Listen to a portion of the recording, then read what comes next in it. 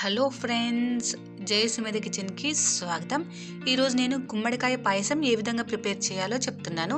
ఇది హెల్త్కి కూడా చాలా మంచిది. వీడియోలోకి వెళ్ళే ముందు మన ఛానల్ని ఫస్ట్ టైం ఎవరైనా చూస్తుంటే సబ్స్క్రైబ్ చేయండి, పక్కనే ఉన్న బెల్ సింబల్ని ప్రెస్ చేయండి. నేను పెట్టే ప్రతి వీడియో మీకు నోటిఫికేషన్ వస్తుంది. ముందుగా మనం ప్రాసెస్లోకి వెళ్దామా? ముందుగా గుమ్మడికాయని తీసుకొని లోపల ఉన్న సీడ్స్ అదంతా తీసేసుకోవాలి. పైన పీల్ ఉంటుంది కదా, ఆ తోల్ని కూడా మనం నీట్గా తీసేసుకొని ఇలా చిన్న చిన్న పీసెస్గా కట్ చేసుకొని పక్కన పెట్టుకోవాలి.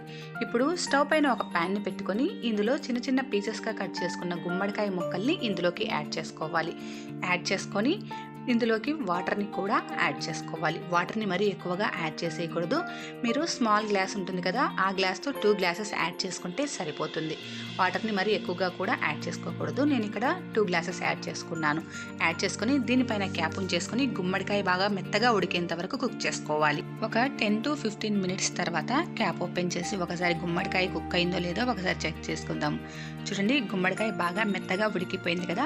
గుమ్మడికాయ ఉడికిందో లేదో ఎలా తెలుసుకోవాలంటే గరిటతో కానీ స్పూన్తో కానీ ఇలా ఒత్తుకుంటే మెత్తగా అయిపోవాలి.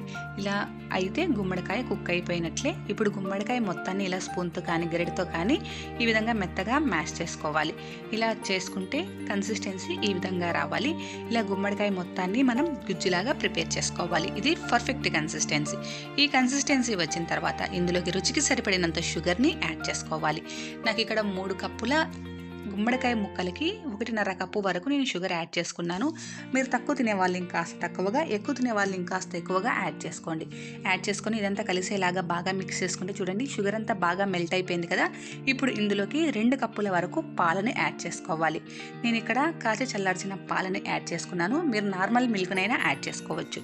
యాడ్ చేసుకొని ఇదంతా కలిసేలాగా మనం బాగా మిక్స్ చేసుకొని ఈ పాలను మనం కాస్త ఉడకనివ్వాలి. ఇది కాస్త ఉడుకుతున్నప్పుడు మిడిల్లో ఒకసారి మనం మళ్ళీ అంతా కలిసేలాగా బాగా మిక్స్ చేసుకొని మరో 3 నుంచి 4 నిమిషాల పాటు ఈ పాలంతా కాస్త చిక్కబడేంత వరకు కుక్ చేసుకోవాలి.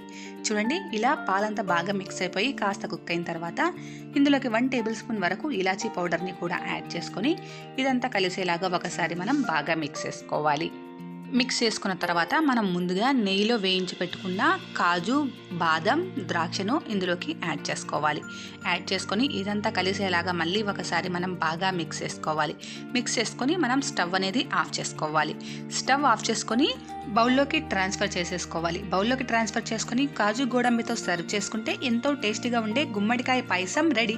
మీరు ట్రై చేయండి. ఎలా వచ్చిందో నాకు కామెంట్ చేయండి. మీకు నచ్చితే కంపల్సరీగా లైక్ చేయండి. మీ ఫ్రెండ్స్తో రిలేటివ్స్తో షేర్ చేయండి. నా ఛానల్ని సబ్స్క్రైబ్ చేయండి. Please subscribe my channel. ఇప్పుడు జై సుమేధ కిచెన్స్ ఇన్స్టాగ్రామ్లో కూడా ఉంది. ఇన్స్టాగ్రామ్లో కూడా ఫాలో అవ్వండి.